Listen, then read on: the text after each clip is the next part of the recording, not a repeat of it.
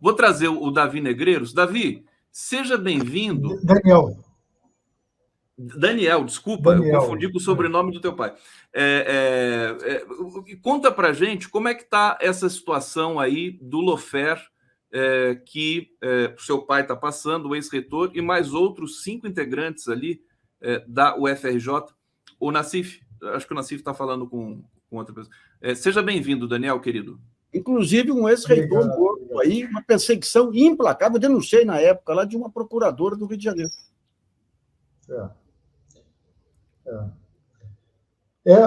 Vale, inclusive, a pena visitar um pouco, né, resgatar essa memória de como surge esse ataque covarde, né, tanto contra esses gestores, né, meu pai, inclusive, que foi reitor, mas que levou à morte, muito provavelmente, né, levou à morte precoce do Aloysio Teixeira, que teve um infarto fulminante no meio desses ataques difamatórios.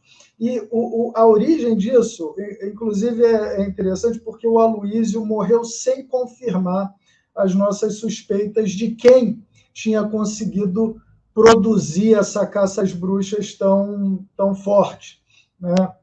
Nós suspeitávamos que todos esses ataques tinham relação com a intervenção que foi feita na Faculdade Nacional de Direito, no final dos anos 90, havia uma situação insustentável de professores que se utilizavam de vagas para substituto, para colocar amigos para dentro, uma direção questionável que se eternizava ali na faculdade, e a figura central ali era um professor chamado Agnello Maia, que até faleceu de Covid no início da pandemia, mas naquele momento ele intimidava os alunos, inclusive teria agredido um aluno, e isso motivou a intervenção do Aloysio na Faculdade Nacional de Direito, que demite, né, remove esse professor Agnello, que era famoso, inclusive, pelas suas campanhas preconceituosas. Uma delas que fica famosa é que ele era o grande campeão contra a parada gay, né, e se dizia perseguido pelo movimento homossexual dentro da universidade. Então, isso foi, inclusive, utilizado por ele para denunciar a intervenção, como se fosse uma grande conspiração LGBTQI contra ele. E esse professor, ele acaba saindo, e a gente não tinha certeza se ele tinha sido capaz de promover esse ataque todo. Depois, na sentença e no processo criminal, é que a gente vê que ele aparece como principal testemunha, tá? Então, a gente acabou confirmando que a origem está ali. Olha, eu estou com uma matéria aqui de 2012. Isso aí deu denúncia no Fantástico e tudo. O que é a acusação? A acusação foi que a UFRJ fez um acordo com o Banco do Brasil. E o Banco do Brasil, como contrapartida, pagou 40 e tantos milhões aí para uma fundação. E daí vai a CGU, que estava, na época, dentro desse lavajatismo e tudo, e acusa a UFRJ de ter privilegiado o Banco do Brasil. Ou seja, uma instituição federal que faz um acordo com o Banco Federal. E esse foi o motivo para a denúncia, que pegou depois... que acaba que, no final, essa tese é muito comum no lawfare brasileiro, né, criminalizar o uso das fundações universitárias.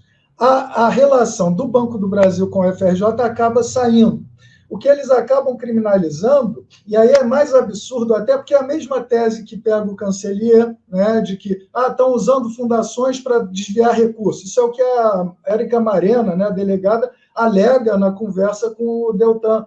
Estão usando fundações para desviar dinheiro. A mesma coisa que usaram contra o Mulholland, né, na UNB, mesma maluquice. Só que no caso da UFRJ é mais biruta, porque eles em nenhum momento mostram, nem sustentam qualquer acusação de que havia benefício para os gestores. Então, o que fica criminalizado, eles chamam de desvio no Fantástico, é a transferência do dinheiro para a fundação, que é um absurdo, porque a fundação só existe para gastar em nome da UFRJ. Né? Seria como criminalizar o Nassif por transferir dinheiro do bolso direito para o bolso esquerdo.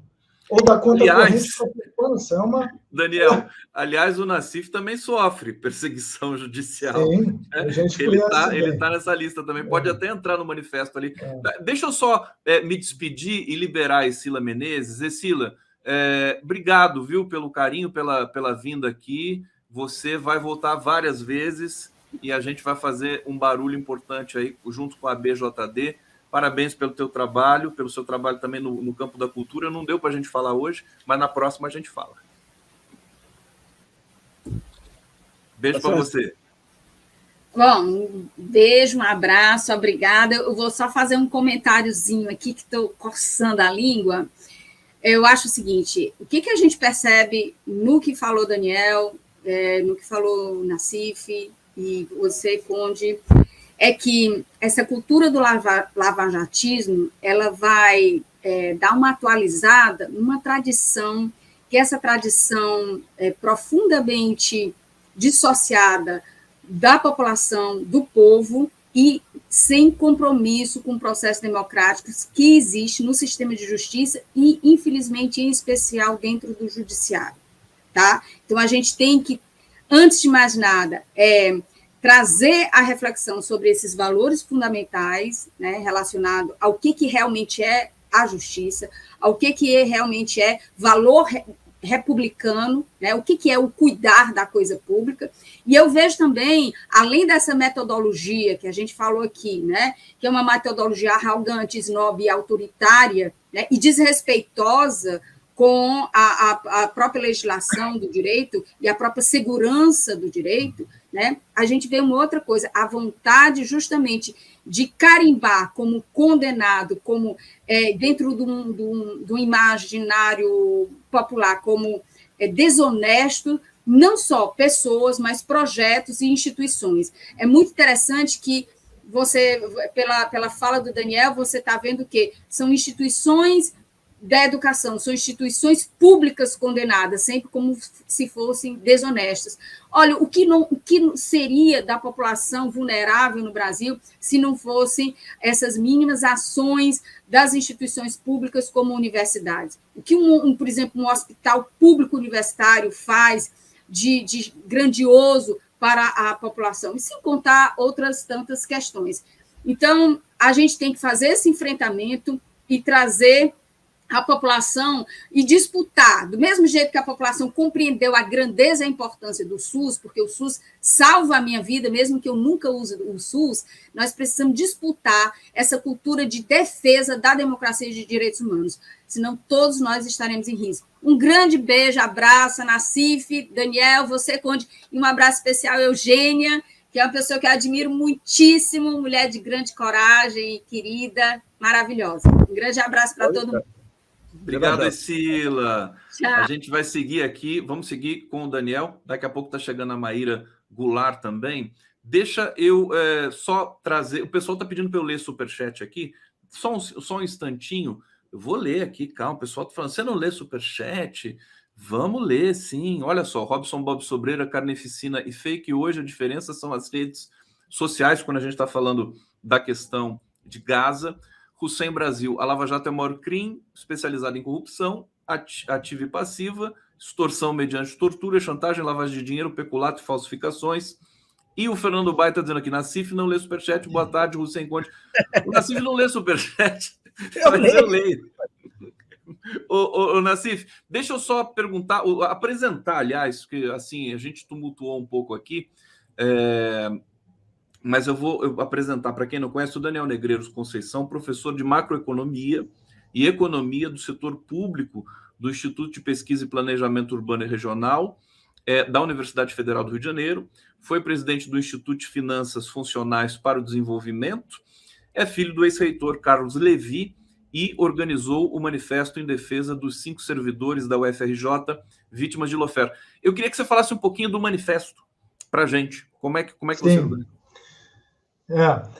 Pois é, então, esse, na verdade, foi mesmo uma iniciativa minha, né? Os 5, né, estavam ainda muito discretos na sua defesa, até porque confiam ainda, e seguem confiando, de que, na segunda instância, né, os absurdos da sentença de primeira instância sejam revistos e revertidos, né? Realmente a sentença de primeira instância é muito falha, depois vale a pena a gente mostrar os absurdos que são defendidos ali como tese, que nascem dos absurdos das acusações do MPF, desqualificados de maneira categórica pelo TCU e pela CGU, que fizeram a investigação verdadeira, né, desse contrato que acabou criminalizado. Então, eu achei, né, que a configuração ali, principalmente porque esse é um julgamento na segunda instância que já foi anulado uma vez, e o relator havia dado um voto muito ruim, né, que parecia não ter levado em conta todas as provas que foram trazidas da inocência dos servidores e da absoluta legalidade do contrato, né? O voto do relator mantinha ali os erros da juíza da primeira instância. Então, eu achei importante denunciar essa sentença absurda na primeira instância para que a gente, pelo menos, criasse aí uma mobilização em defesa de um julgamento justo, razoável, compatível com as provas que foram trazidas, né? Então, por isso veio esse manifesto. É um manifesto que se declara em apoio aos servidores, mas principalmente defendendo que o julgamento na segunda instância leve em conta as provas e os fatos irrefutáveis, né, que estão sendo trazidos, e que na primeira instância não foi feito. Se você quiser, depois são 3 erros assim inacreditáveis mesmo. Erros assim do nível de não saber interpretar um texto básico. É o que aconteceu na primeira instância.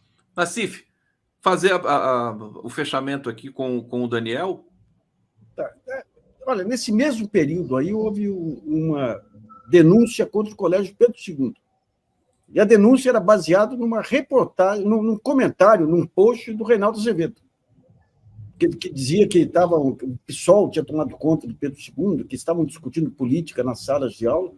Ou seja, teve um período, esse período que pega aí as universidades, nós tivemos nas eleições de 2018, na véspera, 10 universidades federais invadidas pela polícia militar, comandadas pelos presidentes dos tribunais regionais eleitorais. Ou seja, uma coisa que aconteceu, Conde, se você pega o bolsonarismo foi a reta final. O que aconteceu antes do bolsonarismo foi pior. O bolsonarismo foi legal porque escancarou. Então você não podia mais se esconder atrás de um suposto legalismo, né? Eu tenho um mapa aqui, depois eu vou mostrar numa dessas nossas reuniões, um mapa que eu fiz de todos os abusos que ocorreram no período lá. Uma coisa indecente mesmo. Então, olha, queria dar minha solidariedade ao Daniel, ao pai dele, lembrar o Aloysio Teixeira aí, foi vítima desse pessoal, e lembrar que o lavajatismo não foi só aqueles desvairados de Curitiba, não. Pegou todo o sistema de controle, CGUs e tudo aí. Foi Daniel, só para a gente terminar aqui, eu queria que você falasse em que pé que está essa questão do processo. A gente pode acompanhar, quer dizer, o Jornal Globo está cobrindo essa questão para a gente acompanhar e ver o desfecho disso, né? Como é que está o horizonte para a gente? Sim, então, hoje, na verdade, nós teríamos o julgamento na segunda instância. Estamos aguardando aí para ver pelo menos o início desse processo. E aí nós levamos apontamentos dos absurdos da sentença da primeira instância, porque na primeira instância a juíza, o que ela acaba criminalizando é o pagamento da taxa de administração que ressarce os custos da FUSB, da Fundação da UFRJ, em troca dos serviços. E ela inventou, a partir das acusações do MPF, que não teria havido esse serviço, o que é, primeiro, materialmente impossível, né? Como é que você realiza 339 obras e 1.000 eventos acadêmicos sem serviços da Fundação, que era a única entidade que estava acompanhando isso? 339 obras, a UFRJ não tem nem perto da condição técnica e material para acompanhar. Tá? Então, por que a juíza interpretou isso? Primeiro, porque ela usa o depoimento de duas pessoas na CGU, que no final da sua investigação inocenta absolutamente os servidores, mas ao longo da investigação, esses dois servidores da CGU, alegavam que um fundo específico, que representava 5% do total, era usado de maneira discricionária pela reitoria, de fato era, o fundo contábil da UFRJ, uma outra questão, e não, de fato, não recebia serviços da FUSB. Isso é verdadeiro, só que esse era um valor mínimo do total, e é assim que funciona com os contratos da UFRJ. Uma parte vai para o fundo contábil para ressarcir a própria UFRJ. Isso não tem nada de ilegal. Ela não entendeu nada e achou que eles estavam denunciando o todo do contrato. Esse é um dos erros, é até o menos grave, porque depois ela pega o TCU, que simplesmente, ao final do contrato, como há uma mudança de interpretação, a última parcela é devolvida ao UFRJ e a FUSB deixa de prestar serviços. Só que havia um troco, um restante, além dessa última parcela, que sobrou na conta da FUSB. Tipo, eu peço para você fazer compras para mim, sobra um troco, o que você faz? Devolve. O TCU falou, olha, esse troco precisa ser devolvido. A juíza olha essa devolução, que estava claro, a TCU diz, devolve-se o saldo livre. A juíza interpreta que isso era uma punição, uma multa, obrigando a FUSB a devolver a taxa de administração, que não tinha nada a ver com a coisa. Tá? Ela interpretou tudo errado e aí usa isso como sua principal prova de que houve recursos desviados, quando, na verdade, o TCU aprova o pagamento da taxa de administração, nunca questionou esse pagamento e leva em conta o pagamento da taxa de administração para calcular o troco.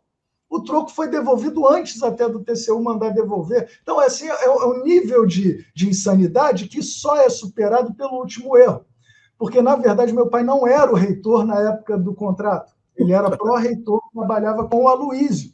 Só que como o Aloísio morre, e ela devia estar numa sanha muito grande de pegar algum reitor na sua condenação, porque estava disputando com Bretas para ver quem seria o protagonista da Lava Jato no Rio, ela acaba utilizando, então vamos condenar esse reitor, e se refere ao meu pai como reitor da época, para provar a suposta responsabilidade dele no caso todo, porque como reitor ele era responsável por acompanhar o contrato. É tudo um absurdo tão grande que me deixa assim até constrangido de ter que lidar com isso ainda na segunda instância, porque são erros que, se fosse um aluno meu, né, eu estaria, olha, senta aqui, vamos conversar, porque isso aqui não dá para ser apresentado. Os erros, se essa sentença fosse um trabalho de redação e interpretação de texto do lavajatismo, inclusive o Sérgio Moro cometeu um para criticar a prova do Enem ontem, né? Então a gente sabe